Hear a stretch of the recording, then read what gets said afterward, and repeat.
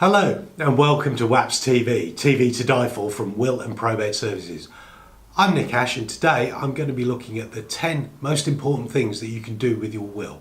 Number 1, your will is obviously the document that directs who inherits your wealth when you die. Number 2, it appoints the people who will look after your affairs after your death, your executors and your trustees. Number 3, it allows you to appoint guardians for your children if you're unfortunate to die while they're young. 4th, your will is a document that is really important for inheritance tax planning. There are still lots of ways within the law to minimise the tax that your estate will pay when you pass away.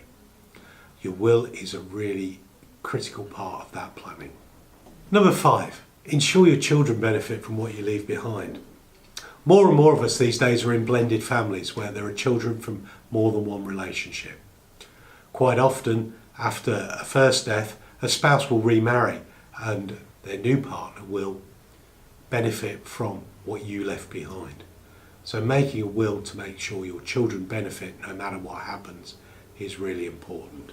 Number 6, you can protect your assets with the will. Protecting your assets in the will means that they'll be beyond the reach of your local authority, they'll be away from new partners and new spouses if your wife remarries or your husband remarries after you die. It means that the people you want to inherit will inherit. Number 7, if you aren't married, you can include your partner within your will. It's the only way they can inherit from you. Inheritance for unmarried couples can only be done by way of a valid will. Number 8, a valid will can allow you to plan for multiple generations to benefit from your wealth. More and more these days, if you die in your 90s, you can find that your children don't need your money. They're already independently wealthy.